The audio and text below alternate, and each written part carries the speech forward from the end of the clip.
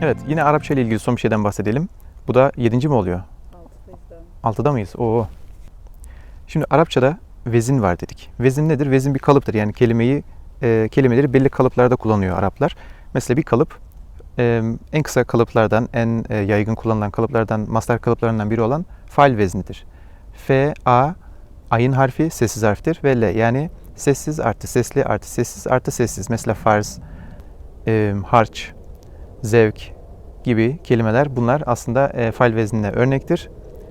Bu fail vezninde bazen 3 ve 4. sessiz arasında dolgu sesi girer. Çünkü ikisini peş peşe söylemek bizim için zordur. Türklerin ağzı alışkın değildir bazen öyle şeylere. Mesela hatım. T'den sonra M gelmiş. Kelime o şekilde bitiyor mu? Bizim için bitirmek zor. Ne diyoruz o yüzden? Hatim diyoruz.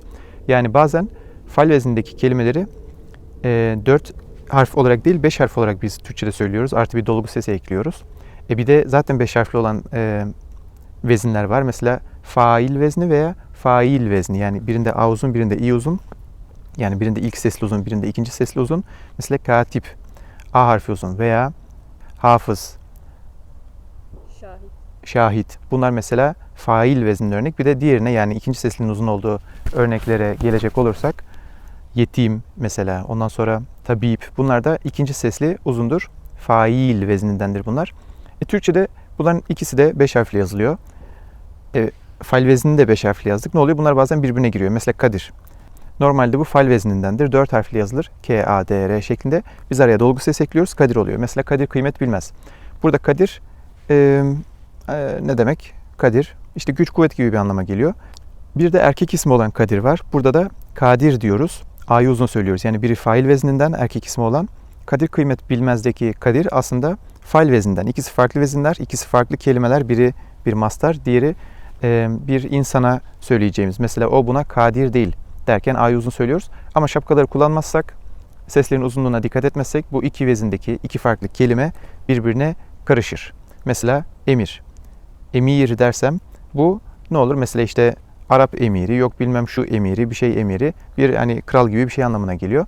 Bir de bildiğimiz emir var. Kısa olan, işte komut anlamına gelen. Bunların ikisi de birbirine girebilir.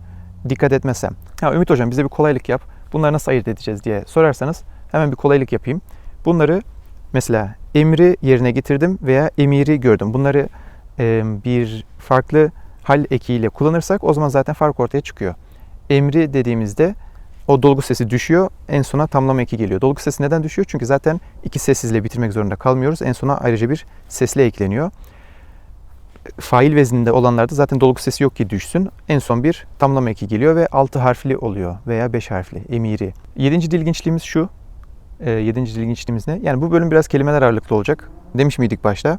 Demediysem şimdi diyorum. Türkçe böyle Arapçadan, Farsçadan, Fransızcadan derken bir sürü yerden kelime almış. Bu kelimelerin bazıları eş anlamlı. Yani bir kelime var, anlamı işte atıyorum A. Başka bir dilden kelime alıyorum, onun da anlamı A. Oradan alıyorum. Böyle bir A patlaması olmuş. Ondan sonra ne olmuş?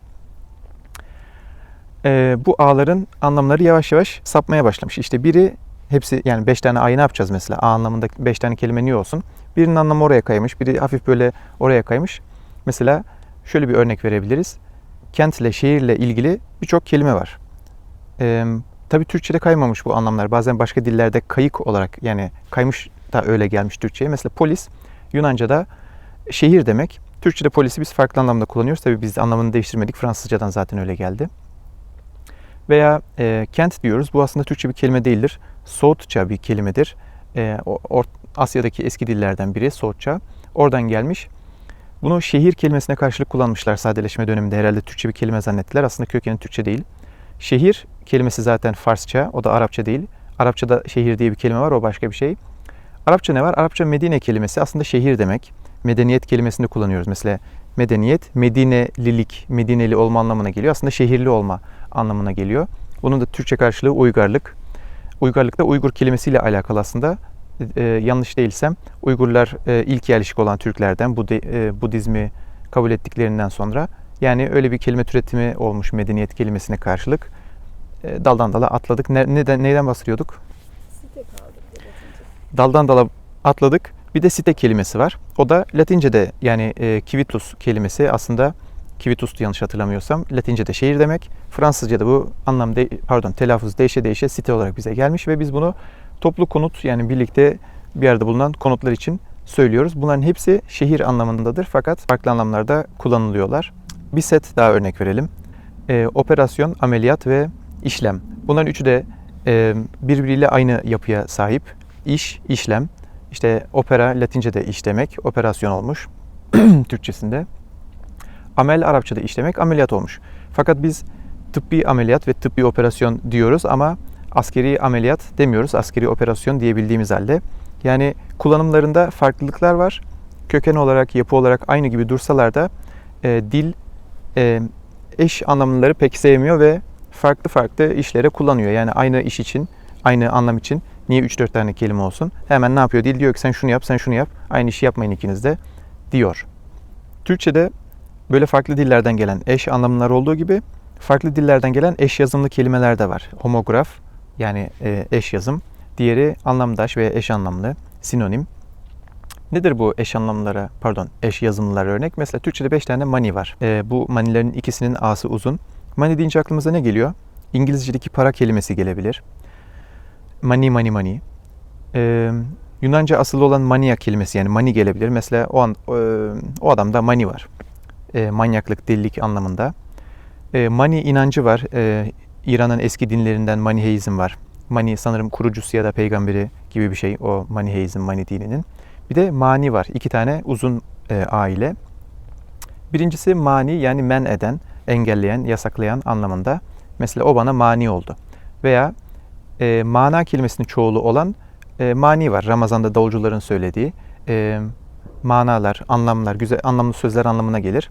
Mani. Mesela bana bir mani söylesene gibisinden. Bunların şapkasını koymazsak 5'i de aynı yazılır. Şapkasını koyarsak 2 tane şapkalı, 3 tane şapkasız olur. Bunlar homograftır. Türkçe'de şapkayı saymazsak. Bu da ilginç bir nokta. Şimdi 9. dilginçliğimiz o da şu. Türkçe'de anlamla ilgili bir şey söylemek istiyorum. Kelimelerden çok bahsettik. Anlamla ilgili şöyle bir problem var. Problem demek lazım emin değilim ama neyse dedim artık. Mesela hükümet maske kullanımını tavsiye etmedi. Şimdi burada kullanılmayı tavsiye etmemesinden bahsediyoruz yoksa kullanmamayı tavsiye etmesinden mi bahsediyoruz? Yani bir eylemin olmamasından mı? Mesela sorduk, tavsiye etmediler. Yani herhangi bir tavsiyede bulunmadılar. Yoksa kullanmamayı mı tavsiye ettiler? Karışıyor. Veya mesela ben patlıcan sevmiyorum. Şimdi ben patlıcan çok yerim ama patlıcan sevmiyorum. Ya da patlıcan yemeği varsa yerim ama patlıcan sevmiyorum. Şimdi ben sevme işinin de olmamasından bahsediyorum. Nefret ediyor değilim. Ama sevmiyorum da. Yani sevmiyorum dediğim zaman insanlar bazen garip bakıyor. Mesela bana soruyorlar. Sen çok şey yiyorsun. Ne yiyorum mesela? Patlıcan yine işte. Ben çok patlıcan yiyorum. Patlıcan seviyor musun diye soruyorlar. Sevmiyorum. Niye yiyorsun o zaman diye soruyorlar. Ya kardeşim ben sevme işinin olmamasından bahsediyorum. Burada dilde bir eksiklik var bence. İkinci bir dilginçlik de Türkçe'de anlamla ilgili şudur. Mesela Ötzi kadar eski bir ceset nasıl kaybolabilir müzeden? Uydurdum şimdi. Mesela burada Ötzi'den mi bahsediyorum? Bu buz adam işte 5000 mi 3000 yaşında olan mı ne? Avrupa'da bir dağda bulunmuştu. Yoksa Ötzi kadar eski başka bir cesetten mi bahsediyorum? Yani Ötzi kadar eski bir ceset nasıl kaybolabilir? Kimden bahsediyorum belli değil. Bu da ilginç bir şeydir. Bu da böyle bir dilginçlik yani. Son dilginçlikte de kulağımı tırmalayan, benim böyle sevmediğim bazı kullanımlardan öznel olarak bahsetmek istiyorum. Bunlardan bazıları aslında İngilizce, yabancı dil bilenlerin Türkçeyi yanlış kullanmasıyla alakalı. Yanlış tabii bana göre yanlış. Mesela durumunda kalmak. Ben bunu hayatım boyunca hiç kullanmadım herhalde. Yani kullanmam da herhalde. Çünkü bu çok sulandırılmış bir ifade. Onun aslı zorunda kalmaktır. Bir şey yapmak zorunda kalırız. Zorunda kalmak ifadesi bazı insanlara böyle korkunç, kaba geldiği için herhalde durumunda kalmak diye bir şey uydurmuşlar diye düşünüyorum ve hoş bulmuyorum bence. Bu yani zorunda kalmak demek ayıp değil. Kaba da değil bence. Bir şey yapmak zorunda kalabiliriz ve birine bir şey yapmak zorunda kalabileceğini söyleyebiliriz. Yani o kadar sulandırmaya gerek yok bence Türkçeyi. İngilizce'de mesela let's speak Messi. About kelimesini kullanmadan bazen hadi Messi konuşalım, futbolcu olan Messi. Yani çirkin konuşalım anlamında değil. Bunun aynısını Türkçe'de yapınca biraz garip oluyor. Hadi Messi konuşalım. Mesela ticaret konuşmak, spor konuşmak, futbol konuşmak, böyle genel kavramlardan bahsederken bu hakkında kelimesini kullanmamak sanki olabilir ama hadi işte İbrahim Tatlıses konuşalım, hadi Messi konuşalım, hadi çay konuşalım. Garip bir kuş var burada şu an. deyince biraz garip kaçıyor. Bu sanki İngilizceden ilhamla yapılan böyle bir yanlış kullanım gibi geliyor bana. Kulak tırmalayıcı bence. Şu karga kadar olmasa da. Türkçe'de başka ne kulak tırmalıyor? Birçok şey kulak tırmalıyor tabii. Yani başlasak o sabaha kadar bitmez de. Mesela İngilizce'de doesn't work diye bir ifade var. İşe yaramamak anlamında. Mesela your idea doesn't work. Senin fikrin işe yaramıyor. Şimdi bunu birebir çevirip senin fikrin çalışmıyor şeklinde söylersek bu Türkçe'de kulak tırmalayıcıdır. Senin fikrin işe yaramıyor veya işte işlemiyor falan filan. Ama ya işlemiyor da garip geliyor, çalışmıyor da garip geliyor. Burada işe yaramamak daha doğru bir çeviridir bence. Yani İngilizce bilsek de İngilizce'deki şeyleri birebir Türkçe'ye çevirip, harfiyen Türkçe'ye çevirip kullanmamak lazım. Çünkü Türkçe'de onlar zaten bir şekilde var aslında. Ona bakmak lazım. Yani çok iyi İngilizce'den çeviri yapmak, harfiyen çeviri yapabilmek anında iyi bir şey değildir. Türkçedeki dengini bulmak lazım. Bir gariplik de şudur. İngilizce bilenler, beyaz yakalılar, akademisyenler bazen sınıf kelimesini ders anlamında kullanır. Mesela sınıfım başlayacak ve işte benim sınıfım saat 5'te gibisinden. Yani İngilizce'de class, ders ve sınıf anlamında kullanılıyor ama Türkçe'de sınıf kelimesini ders anlamında kullanmaya gerek yok. Neden? Çünkü zaten ders kelimesi var. Mesela sizin İngilizce bildiğiniz için sınıfı ders anlamında kullandığınızı düşünmeyen, tahmin etmeyen biri, yani İngilizce'de öyle bir şey olduğunu bilmeyen biri, atıyorum yaşlı bir dede, bir teyze, sizin Türkçeyi bilmediğinizi düşünebilir. Eğer ders yerine sınıf diyorsanız, saat 5'te sınıfın başlayacak diyorsanız garip gözle bakabilirler. Ben de bazen öyle bakıyorum. Sonuçta istediğim gibi bakabilirim yani. Evet, öznel bir şey. Bugün Türkçedeki 10 ilginçlikten bahsettik. İlk bölümümüzdü. Kahve bitti ya. Bir sonraki bölümlerde başka dillerdeki ilginçliklerden, Türkçeden de olabilir tabii. Kelimeler üzerine yoğunlaştık çünkü bugün. İngilizce, Fransızca, bir sonraki bölüm İngilizce olacak. İtalyanca, Latince, Arapça, Rusça, Çince, Japonca, Allah ne verdiyse. Siz de gönderin ilginçlik. Yorum atın, mail atın, arayın, mektup atın. Hatta sizden gelenler özel bölümü bile yapabiliriz. Bir önceki videoya attığınız yorumlar, yüzlerce yorum, beğeni gibi bu videoya da yüzlerce yorum, beğeni atabilirsiniz. Sorun değil. Elinizi korkak alıştırmayın. Ne diyordum? Dilimsel düşünceden bugünlük bu kadar. Yanlış söylediğim, itiraz etmek istediğiniz, sormak istediğiniz bir şey olursa yorum olarak ekleyebilirsiniz aşağıya. Daha fazla, daha sık daha kaliteli videolar çekebilmemiz için, bölümler yapabilmemiz için, dilimsel düşüncenin büyümesi için kanalı beğenebilir, paylaşabilir, videolara yorum yapabilirsiniz. Arkadaşlarınıza, ailenize zorla izlettirebilirsiniz. Onun dışında bir dahaki videoda görüşmek üzere. Hoşça kalın.